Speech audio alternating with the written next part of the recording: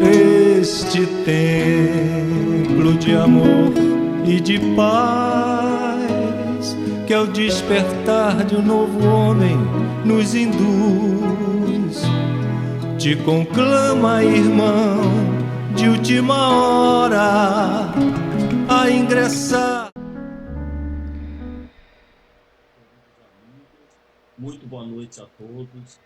Com muita alegria em nosso coração, nós nos encontramos mais uma vez com os amigos do Centro Espírita Trabalhadores de Getúlio. Hoje, de uma forma um pouco diferente, cada um na sua casa, mas com a certeza absoluta e convicta de que a sintonia com Jesus continua cada vez mais profunda. E é a Ele, o nosso Mestre querido, que nós rogamos as melhores vibrações, para que nesses pequenos minutos em que nos encontraremos, em que conversaremos sobre o seu Evangelho, que possamos estar na sintonia do bem, na sintonia da paz, para assim podermos utilizar da melhor forma possível os ensinamentos do Mestre.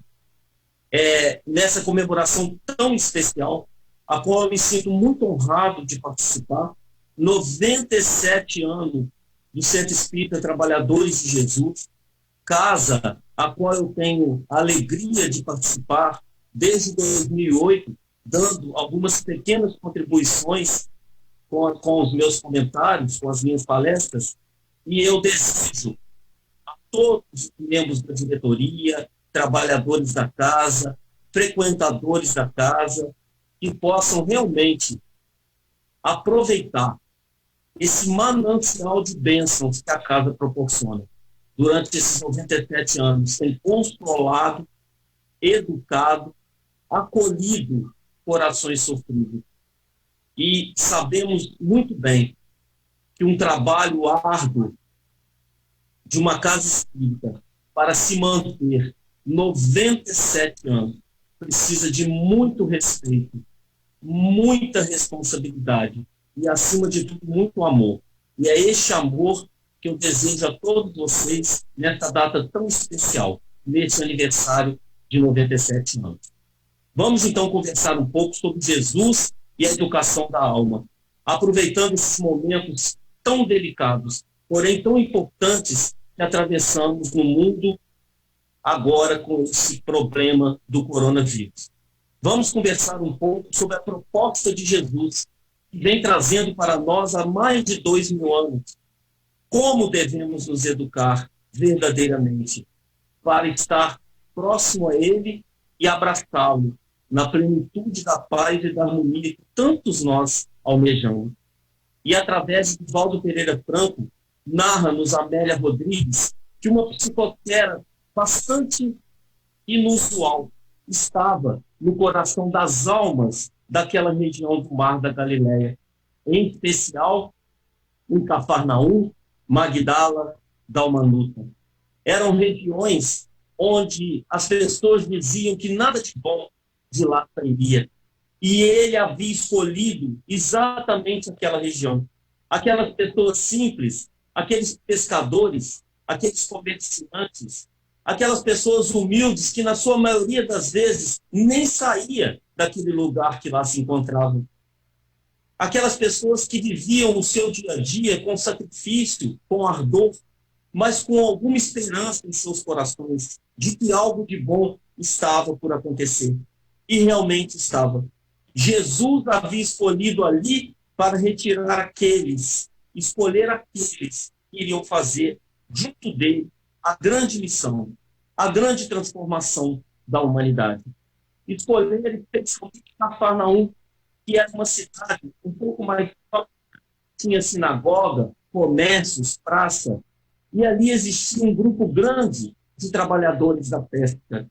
E ele escolhe um dia de uma manhã de sol para sair na sua caminhada de escolher almas, de escolher homens, para mostrar a sua vinda, a que veio, e o que ele propunha para todos nós.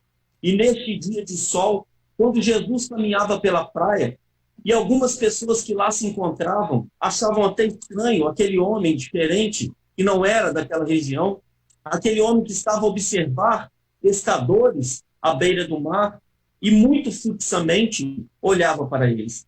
Foi quando ele aproxima-se de Pedro e André, os irmãos Boanerges, posteriormente apelidados por Jesus de irmãos Trovão.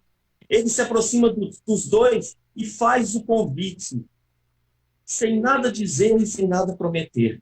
Vinde após mim, eu vos farei pescadores de homens. O tom da voz de Jesus, as palavras que Jesus pronunciava, soava no ouvido daqueles dois pescadores rudes como uma coisa diferente, não habitual para eles, não normal para eles que pescadores rudes e viviam o dia a dia da sua pesca e do comércio. Aquele chamado era um chamado que tocou profundamente a alma daqueles dois. Sem titubear, largaram a rede e foram seguir Jesus. Não perguntaram nada, não quiseram saber nada acerca daquele homem estranho. E Jesus também nada falou, apenas a confiança do chamado, aquele que vem nos chamando há mais de 2000 anos. E eles continuam a sua caminhada quando logo à frente encontraram mais dois pescadores e Jesus faz o mesmo chamamento. Um deles, um pescador muito jovem, larga a sua rede, larga o seu pai, que era também pescador, e vai ter com Jesus. Este jovem pescador está cheio de sonho, de coisas que ele queria fazer na vida, a ansiedade em busca e na espera daquele Messias que iria trazer para todos nós a libertação, permeava o coração também desse jovem. E Jesus foi resgatando homens para o seu messianato. No dia seguinte, resolveu ir a Galiléia, e lá chegando, apenas com o olhar, quando aproxima-se da praia, encontra Filipe, e só de olhar para Filipe, Filipe dá um sorriso, larga a rede e vai ter com Jesus. De todos aqueles que ele arrebatou para o seu rebanho, para o seu messianato, um deles não era dessa região. Judas Iscariote. Judas era o que ficou responsável posteriormente, como todos nós sabemos, por contabilizar este grupo, as finanças e organizar essa parte material. Os outros todos eram da região da Galiléia. E Jesus havia então formado esse messianato. Esse chamado foi feito diretamente à alma de cada um deles, que nada exigiram que Jesus explicasse, que nada Jesus quis explicar naquele momento. Foi fazendo posteriormente, através das suas lições, através da sua mensagem, como fez como todos nós. Mas eles acreditaram nesse chamado. Eles sabiam que aquele homem não era um estranho. Eles sabiam que aquele homem era um conhecido deles, mas não sabiam explicar como nem porquê. O mesmo sentimento que nós temos quando falamos de Jesus. Todos nós, quando falamos de Jesus, nós olhamos para essa figura inenarrável e nos encantamos com Jesus. Mas o mundo traz muito mais encantamentos e nos desvia, nos chamando para coisas que muitas das vezes não têm consciência na verdadeira vida. E toda a história, nós o resto dela sabemos. Jesus ficou durante 2 anos e 10 meses, aproximadamente, conversando conosco, nos convidando, nos chamando ao despertamento, nos chamando à busca pelo verdadeiro sentido da vida. Nesses 2 anos e 10 meses, através dos seus ensinamentos, onde ele falava, onde ele fazia e onde ele nos convocava, dando oportunidade para todos, para que nós pudéssemos segui-lo como verdadeiro guia, a qual o senhor Allan Kardec pergunta aos espíritos: quem é o modelo e guia da humanidade? E a resposta vem: Jesus de Nazaré é o verdadeiro modelo e guia. E para a gente começar, então, a nossa conversa dessa noite tão especial, desse aniversário, a pergunta que queremos fazer para todos vocês, a pergunta que nós queremos externar no coração de cada um de vocês: quando aceitamos o chamado do Mestre? Em que momento de nossa vida nós nos encantamos verdadeiramente com o Mestre? Em qual momento de nossa vida nós optamos, em prol de qualquer situação, de seguir o modelo e guia da humanidade, que é o Mestre Jesus? Em especial, nesses dias, fomos convidados por Deus a refletir acerca de nossas vidas. Se os irmãos puderem perceber o que está acontecendo com o mundo e o que a proposta divina tem para todos nós, o resultado dessa pandemia vai ser um salto qualitativo nas nossas vidas. Porque Deus permitiu que cada um ficasse na sua casa, na sua quarentena, no seu lar, com aqueles a qual devem se ajustar. Cada um de nós está recluso dentro do seu lar, com aqueles que são necessários e importantes para o nosso aprimoramento maior. A nossa viagem hoje não é mais a viagem externa. A nossa viagem é a viagem interior. Estamos aqui hoje, eu na minha casa, cada um de vocês na sua casa, eu senti imensa saudade de abraçar os companheiros e trabalhadores de Jesus, imensa saudade de estar aí ouvindo as pessoas, sentindo a vibração das pessoas, porque quando nós falamos de Jesus, a gente percebe o olhar das pessoas, a emoção que toca o coração das pessoas. A gente percebe. Talvez agora pela internet, várias pessoas estejam se emocionando com a história de Jesus, porém a gente não consegue ver. Então a gente precisa valorizar esses momentos e refletir. Quantas vezes eu tive a oportunidade de ir à casa de trabalhadores de Jesus e eu não fui? Por algum motivo. Ou talvez por não querer, ou talvez por escutar chamamentos terrenos, e aí eu não fui, eu deixei de ir. E hoje, como todas as outras casas, não só os trabalhadores, mas como todas as outras casas, e hoje nós sentimos falta de estar na casa espírita a qual nós abraçamos. O quanto é importante nós refletirmos sobre esse momento e o quanto que é educativo para todos nós essa proposta divina de buscarmos o nosso interior e verificarmos aquilo que realmente é importante para o nosso crescimento espiritual. E nós vamos perceber isso na literatura de Chico Xavier, o grande e amável Chico, mensageiro do amor, que vem através do livrinho intitulado Fonte Viva, através do Espírito Emmanuel, numa mensagem chamada Avancemos Além. Ele vem trazer para nós uma proposta de irmos além daquilo e das nossas limitações. Irmos além, avançarmos além, no sentido de trazermos Jesus para dentro do seio da nossa vida, para o nosso dia a dia, para os nossos pormenores. Utilizarmos além dos nossos limites para o exercício da compreensão da mensagem de Jesus. E a mensagem de Jesus, ela é sublime e exige de cada um de nós a educação. A educação integral, a educação que vai tratar dos nossos sentimentos, vai tratar das nossas mazelas, vai tratar das nossas dificuldades da alma, porque é uma educação da alma, não é uma educação do corpo. É uma educação que requer a construção de uma fé raciocinada, calcada no amor. É a busca do exercício constante da paciência em qualquer situação, principalmente diante dos desafios.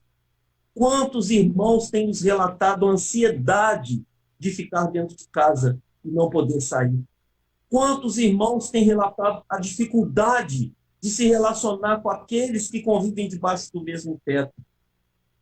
E ficam perguntando quando que isso tudo vai terminar?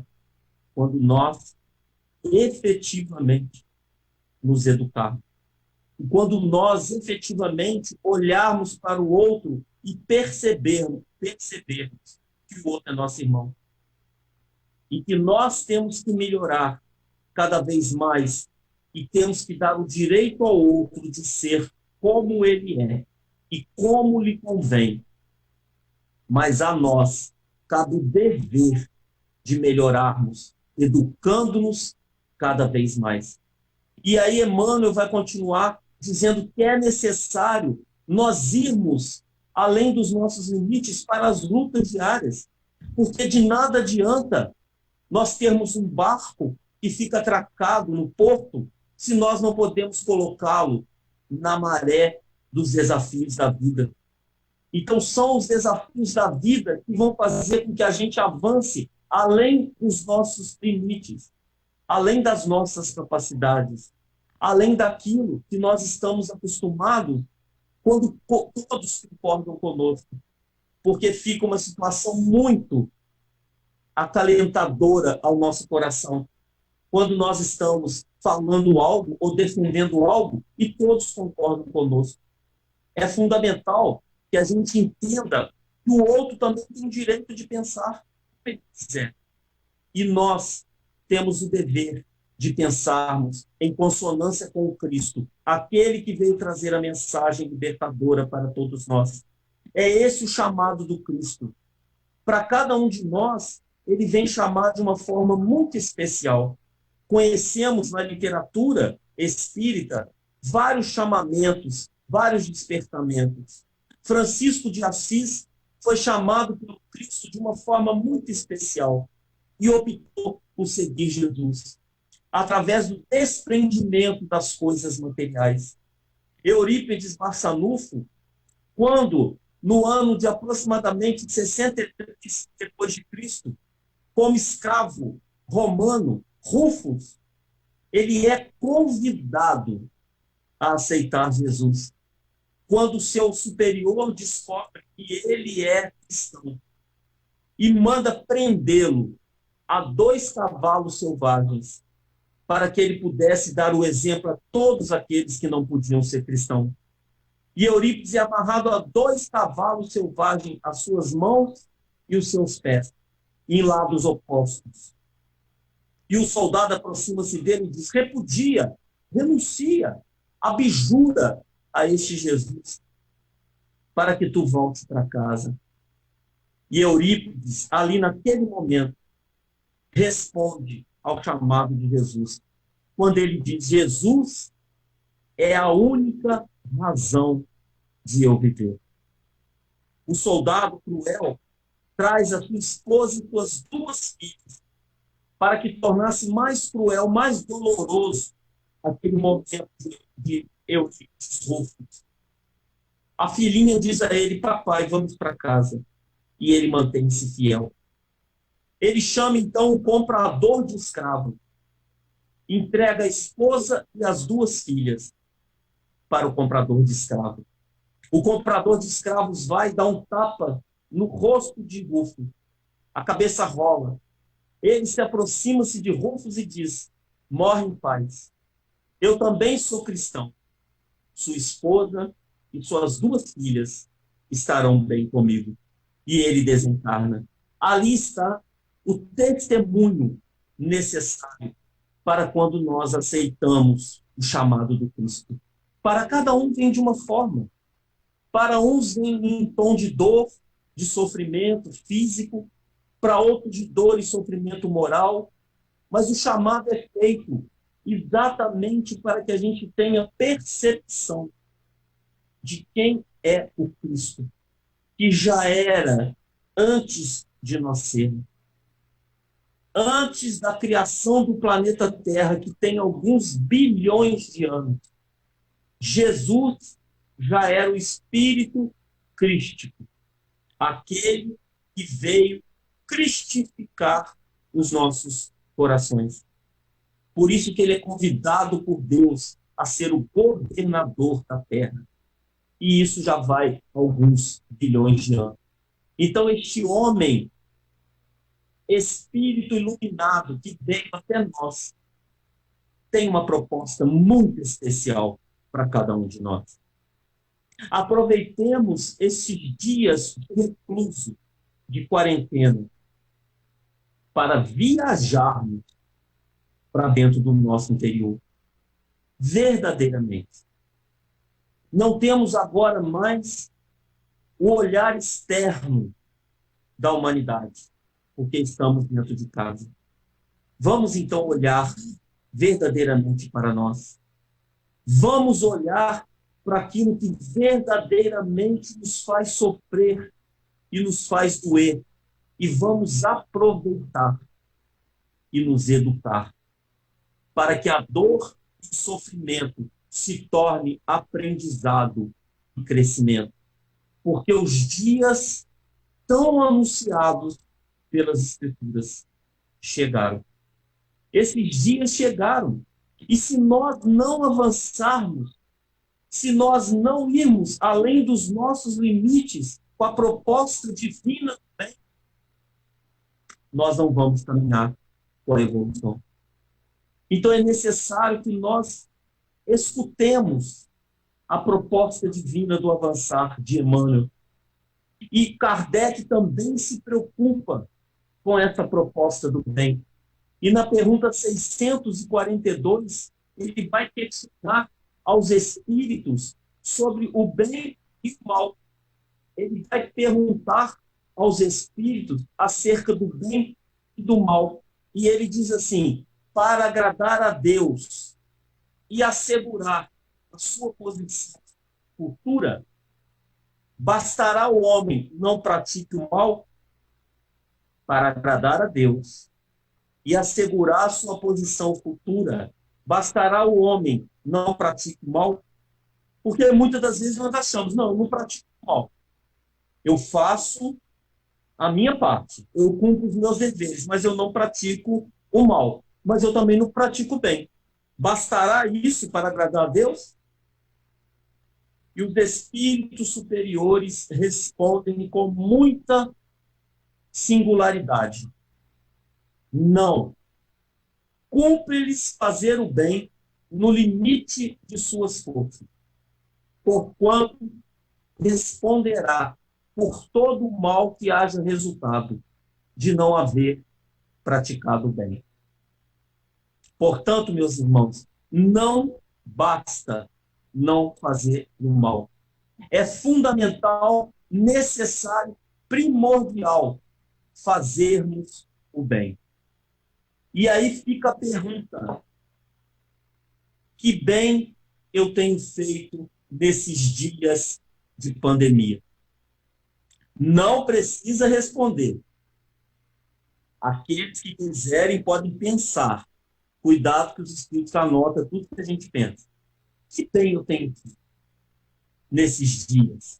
Que bem eu tenho feito para mim, aproveitando esses momentos? E que bem eu tenho feito para amenizar? Eu sou aquele que dispara mensagens aterrorizantes. E me perdoe, e eu posso falar, porque eu estou na internet, estou aqui em casa, então eu posso falar que eu estou tranquilo. Aqueles que passam mensagens, inclusive intitulando mensagens de espíritos superiores, exaltando o pavor a todos aqueles irmãos. Tem mensagens rolando no WhatsApp dizendo das ameaças de Bezerra se nós não fizermos isso ou aquilo. conhecendo Bezerra, como todos nós conhecemos, o anjo guardião de cada um do nosso país. Ele que foi convidado algumas vezes a alçar planetas superiores, e ele se mantém aqui por piedade e misericórdia a nós, iria nos ameaçar? E será que a gente tem agido assim? Passado mensagens preocupantes, alarmantes, ou temos nos preocupado em fazer o bem, mesmo dentro de casa, levando mensagens suaves, de esperança, mensagens de carinho, mensagens de afeto, mensagens de uma esperança que está por vir. Basta a gente trabalhar no bem. Basta a gente trabalhar no bem. Porque se a gente não se esforçar para o trabalho no bem, o bem não irá acontecer. O bem depende do nosso esforço, de nós fazermos a nossa parte. 97 anos de trabalhadores de Jesus. Quantas pessoas se dedicaram e dedicaram a sua vida para que a gente pudesse estar aqui agora. Hoje, ser espírita é muito mais fácil em termos sociais.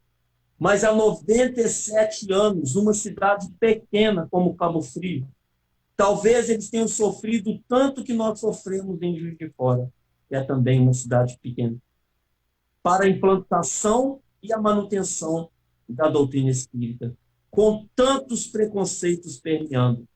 E o trabalho do bem desses pioneiros faz com que a gente possa estar aqui hoje. Faz com que a gente possa conversar sobre esse evangelho libertador e nos perguntar qual o bem efetivo que eu tenho feito para a minha vida e para aqueles que me rodeiam. E haverá a implantação do bem na Terra. Haverá. É o processo evolutivo de cada um de nós. E esse processo evolutivo, ele depende de nós. Basta que a gente estimule esse bem. E Kardec vai perguntar sobre esse bem também no Livro dos Espíritos. Na pergunta 1019. Se eu tivesse ao vivo, pessoalmente com vocês, eu iria perguntar na plateia, quem é que conhece a pergunta 1019? Porque se eu perguntar quem conhece a pergunta número 1, todo mundo sabe. Quem é Deus? Inteligência suprema, causa primeira e primária de todas as coisas. Mas a 1019, pouquíssimo de nós consegue chegar para ler, que é muita pergunta, né, meus amigos? Mas a 1019, ela é muito peculiar. Kardec é realmente um pedagogo, porque ele vai perguntar para os espíritos assim, poderá jamais implantar-se na Terra o reinado do bem? Poderá jamais implantar-se na Terra o reinado do bem? E quem responde é Santo Agostinho. Santo Agostinho tem uma resposta grande, eu convido vocês a lerem posteriormente. E ele diz assim, resumidamente, o bem reinará na Terra quando entre os espíritos que a vêm habitar, os bons predominarem. Porque então farão aí reine o amor e a justiça. E é a fonte de todo o bem e da felicidade. Amor e justiça. Então, quando nós fizermos a nossa reflexão acerca do bem, devemos colocar o amor e a justiça como pilares para a nossa reflexão. O bem prevalecerá na Terra.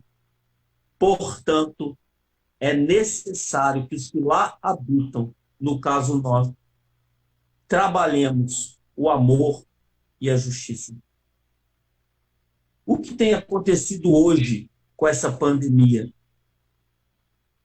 A justiça divina tem se feita a olhos vistos para todos nós. Eu trabalho com um grupo de pessoas médicas e um dos médicos, na segunda-feira, disse assim para mim: poxa, Eduardo, eu tenho dinheiro e não tenho onde comer, porque não tenho onde comprar, porque os restaurantes estavam todos fechados. Então, há de se pensar, a situação está para todos, ricos, pobres, espíritas, umbandistas, católicos, evangélicos, políticos, quem tem curso superior, quem não tem curso superior, todos estamos convocados a viver a mesma situação. Um vírus invisível que pode destruir o organismo, desde que eu permita que isso aconteça. Eu permita porque se eu estou no envolvimento do bem, se a minha vibração é uma vibração do bem, se eu estou buscando responder aos meus compromissos espirituais, se eu tiver que desencarnar, eu vou desencarnar. Se eu não tiver que desencarnar, eu não terei que passar por isso. É o esforço íntimo de cada um de nós para a prevalecência do bem, com amor. Nunca se teve tanta necessidade do amor. Eu não sei vocês, eu estou sentindo falta de abraço, eu estou sentindo falta de beijo.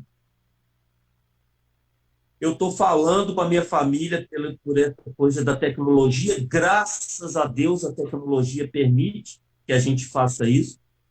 Faço um agradecimento muito especial ao Valdo, que conseguiu fazer com que isso acontecesse, porque eu sou total ignorante da internet, mas ele conseguiu que a gente pudesse conversar. Muito obrigado, Valdo, ao vivo com vocês.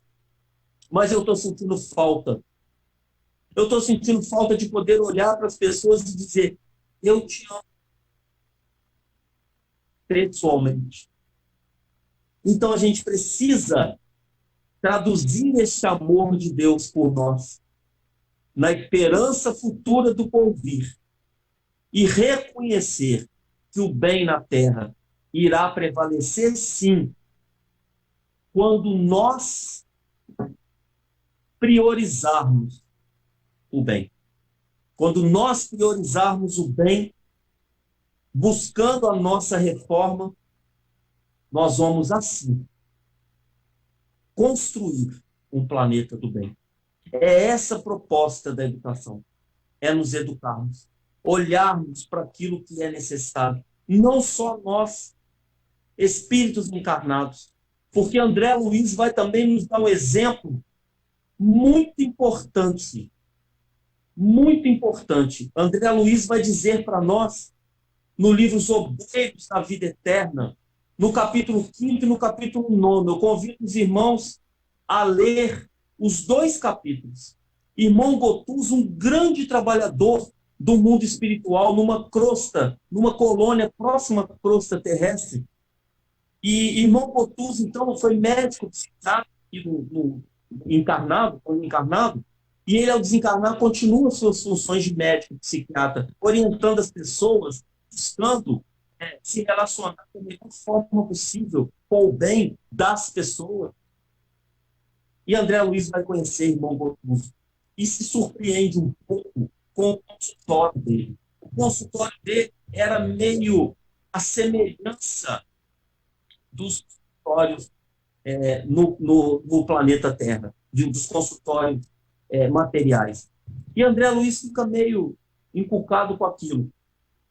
E começa a conversar com o irmão Gotuso, e ele começa a descobrir algumas coisas que o irmão Gotuso fazia relacionadas à Terra. Reclamações, as suas lembranças eram muito constantes da Terra. E aí, André Luiz vai perguntar para ele: tu te tornas muito aprisionado com as coisas da Terra. E ele, então, desconversa a André Luiz. Porque irmão Gotuso, até quando ele tinha momentos de descanso, ele, ao invés de ascender a mundos superiores, ele vinha para a Terra.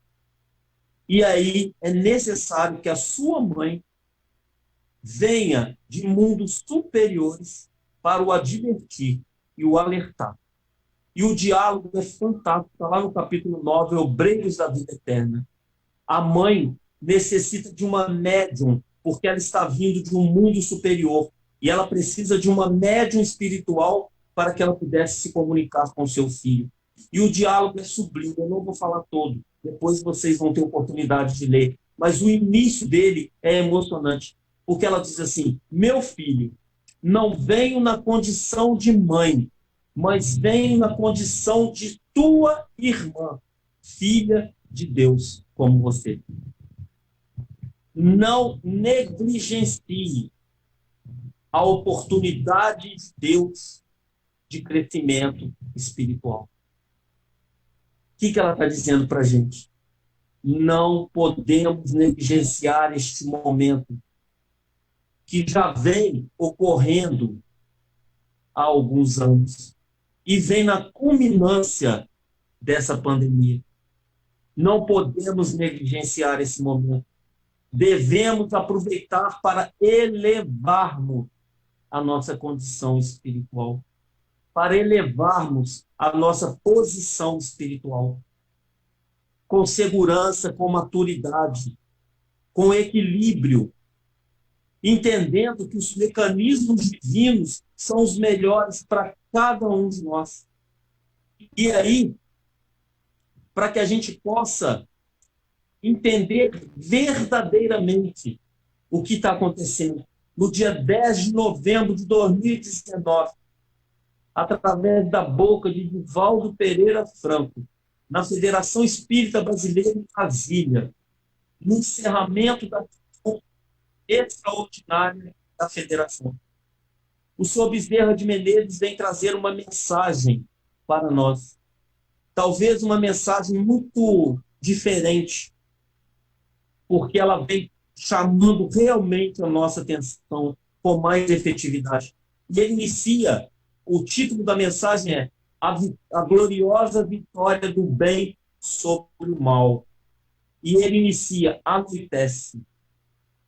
É necessário que cada um de nós vivenciemos a doutrina espírita, porque a doutrina espírita, sem ética moral do Evangelho de Jesus, nós não conseguimos vivê-la. A humanidade tem sede de exemplos, está cansada de palavras. E ele vem nos convidando à reflexão maior. E ele diz em determinado momento da mensagem, ele diz assim: não escolhestes. Deus, numa tarde, resolveu sair a caminhar. E neste caminho, escolhestes a cada um de nós como trabalhadores da última hora. Receberemos o salário exatamente igual aos pioneiros, aos trabalhadores das primeiras horas. Portanto, atendei ao chamado. E ele vai falando da necessidade da esperança nesses dias turbulentos. Mas a esperança tem que vir carregada com a nossa ação, com o nosso compromisso de mudar e de nos educar. Quando a gente tem o compromisso de educarmos, de mudarmos, a gente vai galgando espaços no nosso interior e a gente vai crescendo verdadeiramente. O momento é esse, irmãos. O momento chegou. E chegou de uma forma muito especial. A fé e a esperança têm que ser calcadas dentro do nosso coração para que a gente possa efetivamente aceitar Jesus, o seu chamado. Ele continua a nos chamar. Vai continuar chamando aqueles que não aceitarem o seu pedido.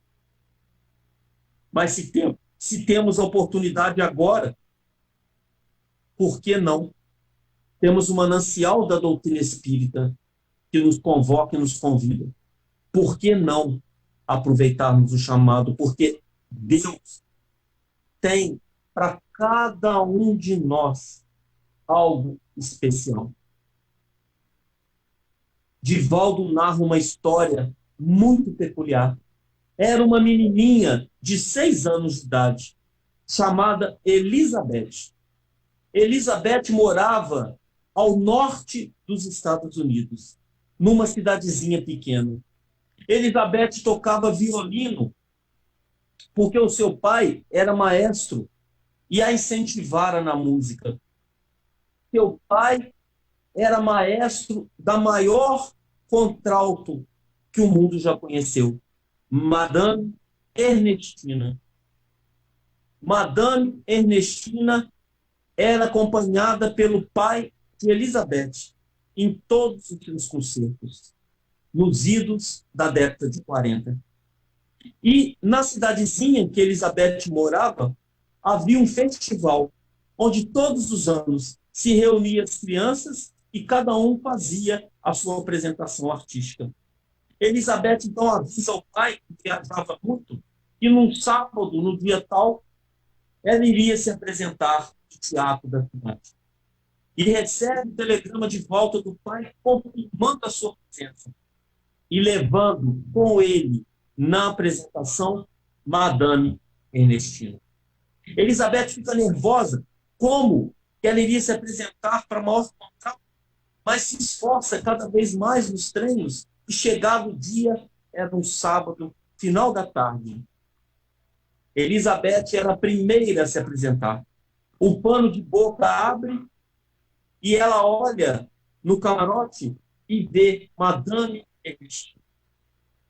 Madame era uma senhora gorda, cabelos fartos, estava usando no dia uma tiara de pedras avermelhadas, um leque de pluma que se abanava constantemente.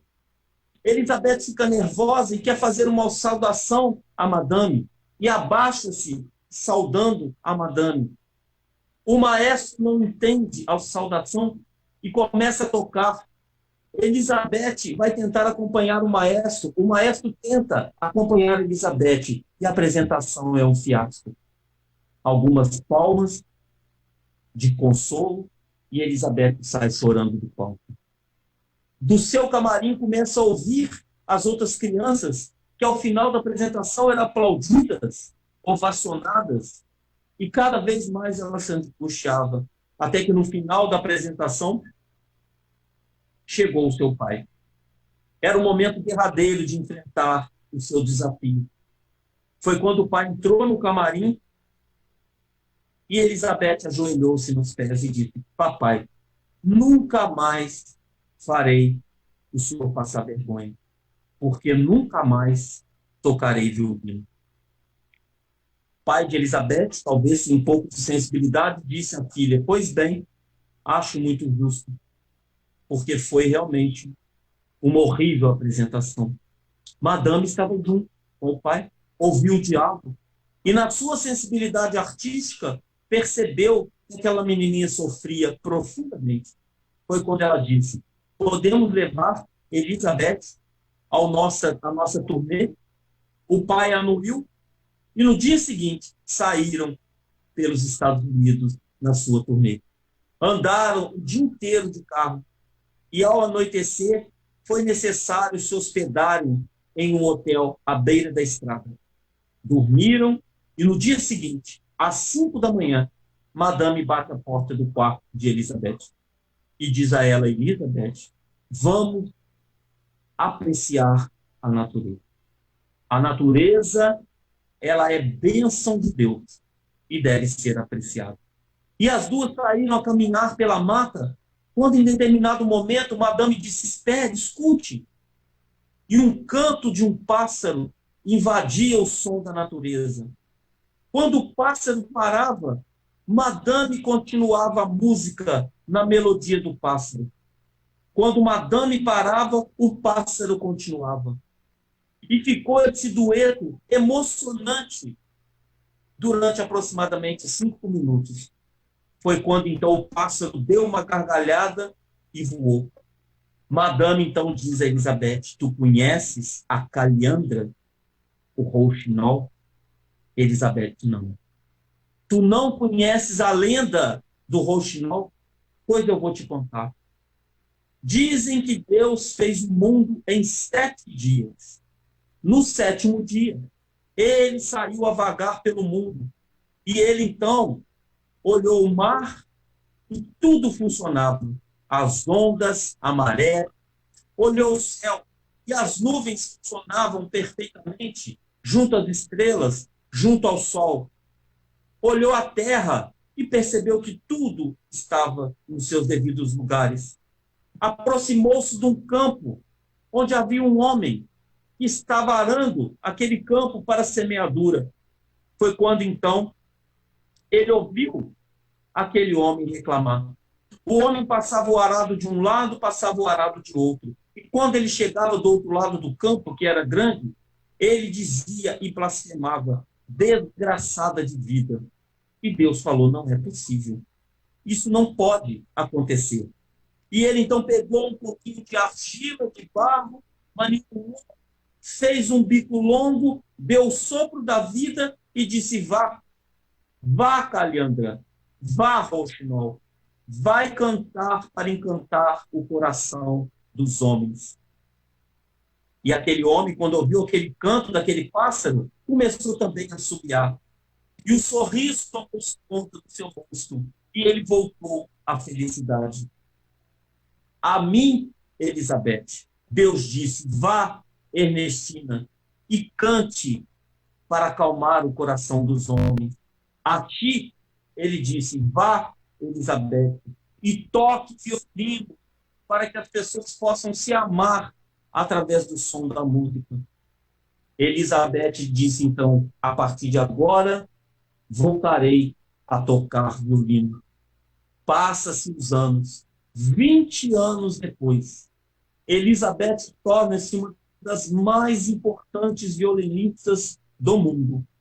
Está na cidade de Nova York, quando abre o jornal e vê que haveria à noite uma apresentação de Madame Ernestina no teatro mais respeitado de Nova York. Ela corre, compra o seu ingresso e o show começa. No primeiro ato, Madame envolve a todos com a sua voz. No segundo ato, todos se emocionam com aquela cantoria. Mas no terceiro ato, que era necessário um agudo mais profundo, e era necessário tirar dos pulmões a sua força, a sua voz falha e ela não consegue. Ela baixa a cabeça, aproxima-se do microfone e diz: Ernestina acaba de morrer. E sai para o camarim. Elizabeth vai até o camarim. Madame está sentada em frente à sua mesa do espelho. Ela ajoelha-se nos pés de Madame. Pega a mão de Madame para que pudesse alisar os seus cabelos, quando criança. Olha de baixo para cima e diz a Madame Ernestina: tu te lembras da calhandra do rouxinol? Oh, Elizabeth, eu me lembro. Então cante, Madame, cante para encantar a alma das pessoas. Madame pega o telefone, liga para todos os jornalistas e anuncia que Madame Ernestina ressuscitou e que a partir daquele dia não mais cantaria teatro e nem cobraria ingresso. A partir daquele dia iria cantar em praça pública para todos aqueles que nunca puderam pagar para ver um show e uma apresentação de Madame Ernestina.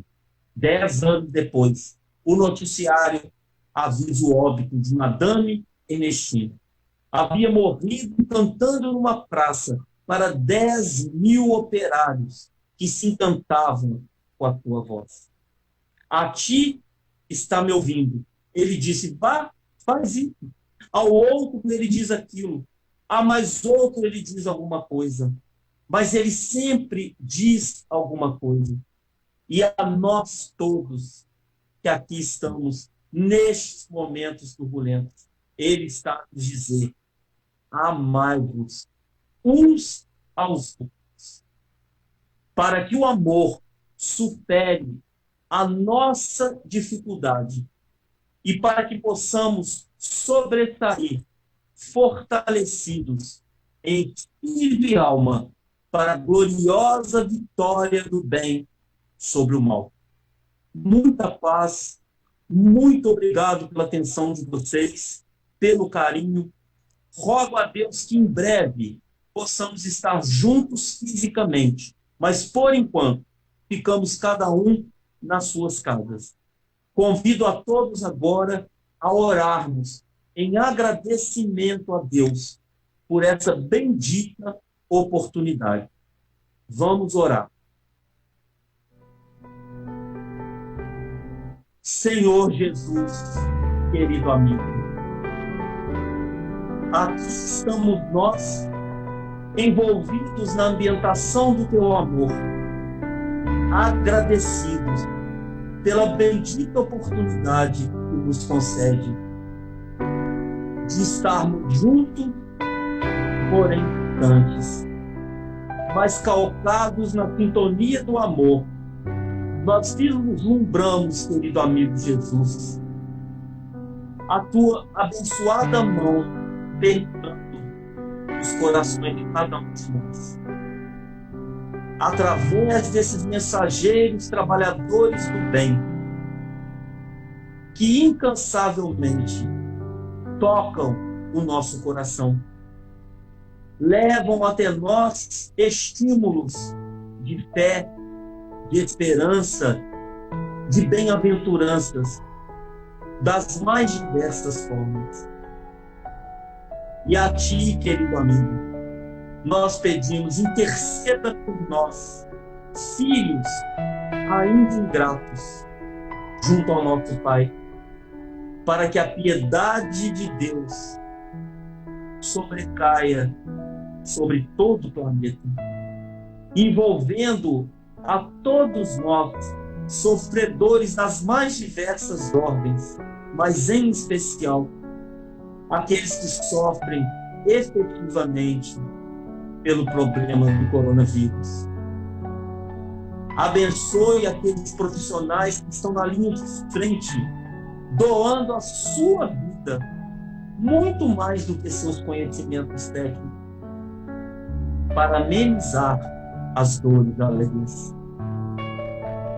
E abençoe, em especial, aos nossos governantes, para que eles possam despertar nas suas consciências a necessidade de buscar a boa vontade através da coletividade. Querido amigo Jesus, que tu possas ainda abençoar ao Centro Espírita Trabalhadores de Jesus, juntamente a todos aqueles que de alguma forma estão vinculados a ele, para que esses 97 anos de consolo, de esperança, de amor, se estendam com mais trabalho, com mais amor, com mais boa vontade. E que a cada um de nós que aqui ficamos, pedimos que abençoe o início da nossa semana, trazendo até nós a paz tão almejada, carregada do trabalho no bem, sob as suas bênçãos e sob a proteção de Deus. Nós pedimos permissão para encerrar mais um trabalho desta noite, rendendo graças ao Senhor. Que assim seja.